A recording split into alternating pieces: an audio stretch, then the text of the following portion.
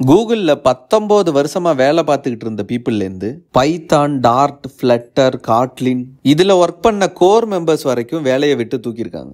இதனால் பைத்தானே படிக்கலாமா வேணாமான்ட்டு நிறைய பேருக்கு டவுட் வந்துருச்சு.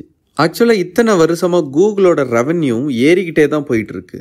2023 ரெவன்யூ 8.68% இன்க்ரீஸ் ஆகியும் ஏன் இந்த லே ஆஃப்?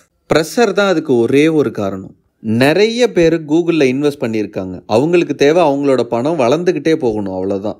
ChatGPT, GitHub போல கம்பெனிஸ்னால ஏஐயில் இன்னும் அவங்களால மார்க்கெட்டை பிடிக்கவே முடியல. இந்த வருஷத்தில் ரெவன்யூவை இன்க்ரீஸ் பண்ணணும், ஏஐ மார்க்கெட்டை பிடிக்கணும். இதுக்கான ஃபஸ்ட்டு ஸ்டெப்பு தான் இந்த லே ஆஃப். நிறைய சம்பளம் வாங்கிட்டு இருந்த கோர் பீப்புளெலாம் தூக்கிட்டு ஜெர்மனி, இந்தியா போல இடத்துல காசு கம்மியாக அதே டீமை ஃபார்ம் பண்ணுறாங்க.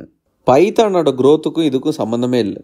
ஆனால் பணத்துக்காக மட்டும் இப்படி கம்பெனி எங்களை லே ஆஃப் பண்ணுறது கொஞ்சம் வருத்தமாக தான் இருக்குன்ட்டு 19 வருஷமாக வேலை பார்த்த கெவின்னு ஒருத்தர் சொல்லியிருக்காரு. there is no permanent job. இதுதான் நியூ நார்மலாக இருக்கும் போல். இந்த கல்ச்சரை நீங்கள் எப்படி பார்க்குறீங்கன்னு கமெண்ட்டில் சொல்லுங்கள்.